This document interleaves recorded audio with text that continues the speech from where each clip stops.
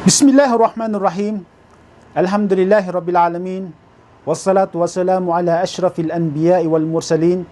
Nabiyyina Muhammadin wa ala alihi wa ashabihi. Wa man da'a bida'watihi ila yawmiddin. Amma ba'd. Assalamu alaikum wa rahmatullahi wa barakatuh. Mga kapatid sa pananampalataya, sa maikling oras na ito ay ating tatalakayin kung ano ang pamamaraan ng pagsasagawa ng wudu. Ang pagsasagawa ng wudu ay napaka-importante dahil hindi tatanggapin ang sala natin kung walang wudu. At ito ay ipinag-utos ng Allah subhanahu wa ta'ala sa Quran. Sinabi niya sa Quran, Ya ayyuhalladhina amanu, idha kumtum ila salati fagsilu ujuhakum wa aydiyakum ilal marafiq, wamsahu biruusikum wa arjulakum ilal ka'bayn. Sinabi ng Allah subhanahu wa ta'ala sa Quran, O kayong mga mananampalataya, kapag ninais nyong itayo ang pagdarasal, ay hugasan nyo ang inyong mga muka at ang inyong mga kamay hanggang siko, wamsahu biruusikum, at haplusin nyo ang inyong mga ulo. Haplusin nyo ng tubig ang inyong mga ulo at hugasan nyo ang inyong mga paa hanggang bukong-bukong. So ito ay utos mula sa Allah subhanahu wa ta'ala na sinabi niya sa Quran. Kaya naman, napaka-importante ang pagwudu. At ang pagwudu ay kondisyon ng ating pagsasala. Hindi tatanggapin ang ating sala kung walang pagsasagawang wudu. Batay na rin sa sinabi ng Propeta Muhammad sallallahu alaihi wasallam, sinabi niya, La yakbalullahu salata ahadikum idha ahdatha hatta yatawadda. Sinabi ni Propeta Muhammad sallallahu alaihi wasallam, hindi tatanggapin ng Allah ang sala ng isa sa inyo kapag nakagawa ng karumihan hanggat hindi siya nakapag-udu. So ganun po ka-importante ang pagsasagawa ng udu, mga kapatid. At ang pagsasagawa ng udu ay hindi lang ito ang paghuhugas ng ating mga muka, kamay at paa. Ang pagsasagawa ng udu, mga kapatid, ay napakalaking biyaya sa atin bilang mga Muslim, sapagkat ang pagsasagawa ng wudu ay nakakabura ng mga maliliit na kasalanan. Ayon sa sinabi ni Propeta Muhammad sallallahu alaihi wasallam, sinabi niya, Man tawadda'a fa ahsana al-wudu kharajat khatayahu min jasadihi hatta takhruju min tahti adfarihi. Sinabi ni Propeta Muhammad sallallahu alaihi wasallam, sinuman ang magsagawa ng wudu at pinagbutihan niya ang pagsasagawa nito, ay lalabas ang kanyang mga kasalanan mula sa kanyang katawan hanggang sa lumabas ang kanyang mga kasalanan sa kanyang mga kuko. So ibig sabihin, ay natatanggal niya ang mga maliliit na kasalanan natin sa tuwing tayo ay nagsasagawa ng wudu o sa tuwing tayo ay naghuhugas ng ating mga katawan. At sa ibang salaysay sa hadith, binanggit ni Propeta Muhammad sallallahu alaihi wasallam na kapag ang isang alipin o ang isang Muslim ay nagsagawa ng wudu, hinugasan niya ang kanyang muka, ay lalabas mula sa kanyang muka ang lahat ng kasalanan na ginawa ng kanyang mga mata at sasabay ito sa tubig.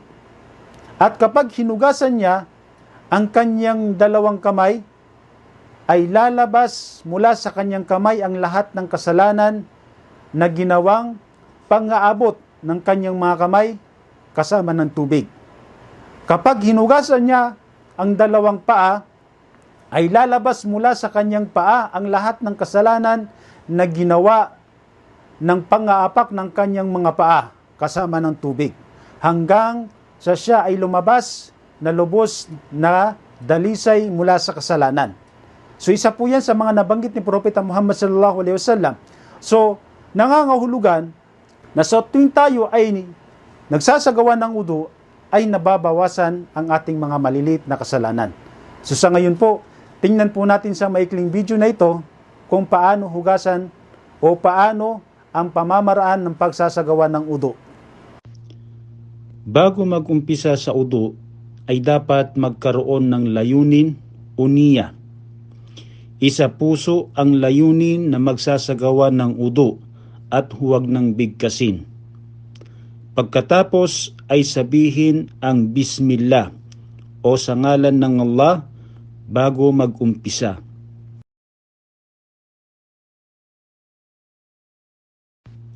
Hugasan ang mga kamay hanggang sa may pulso ng 3 beses.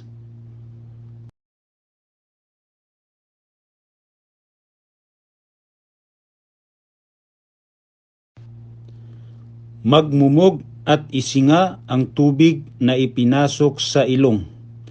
Gawin ang mga ito ng tig-3 beses.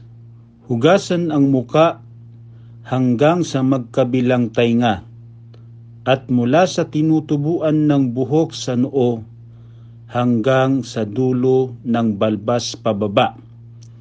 Hugasan ng 3 beses.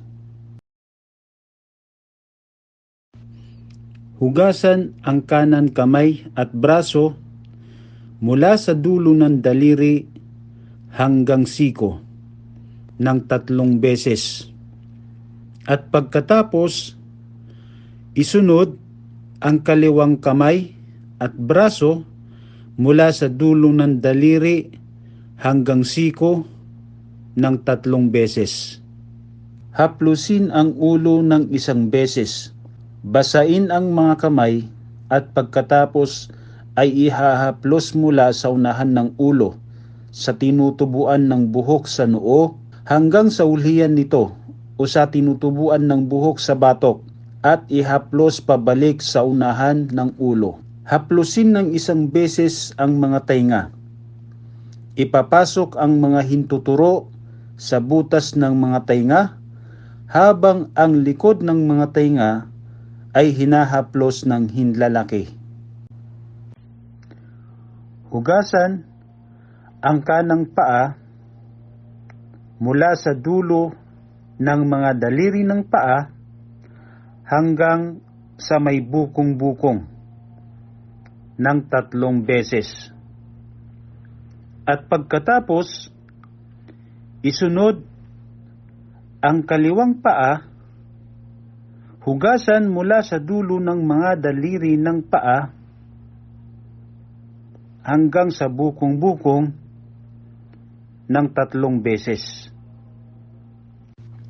Pagkatapos may sagawa ang pag-uudo, ay sabihin ang katagang Ashhadu an la ilaha illallah wa ashhadu anna Muhammadan Abdullahi wa Rasuluh. Nakita po natin mga kapatid kung paano isagawa ang pag-wudu. May kunting paalala po tayo. Ang pagsasagawa ng wudu ay panatilihin natin sa kanyang pagkakasunod-sunod. Pangalawa, ay dapat ang pagsasagawa ng wudu ay tuloy-tuloy, hindi siya napuputol.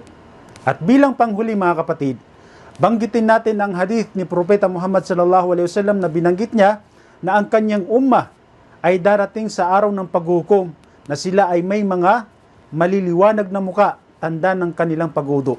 Sinabi ni Propeta Muhammad sallallahu alaihi wasallam, "Inna ummati yud'auna yawmal qiyamah gurran muhajjalina min atharil wudu. Faman istata'a minkum ay yutila gurratahu falyaf'al." Sinabi ni Propeta Muhammad sallallahu alaihi wasallam, katiyakan, tatawagin ng aking ummah sa araw ng paghukom o sa araw ng pagkabuhay muli na may mga maliliwanag na muka at nagniningning ang kanilang mga kamay at paa. Tanda ng kanilang wudu. Tanda ng kanilang wudu. Kaya sino man sa inyo ang nagnanais na palawigin ang kanyang ningning ay hayaang gawin niya ito. So hanggang dito na lamang po. Wassallallahu ala nabiyyana wa ala alihi wa ashabihi ajma'in. Assalamu alaikum warahmatullahi wabarakatuh.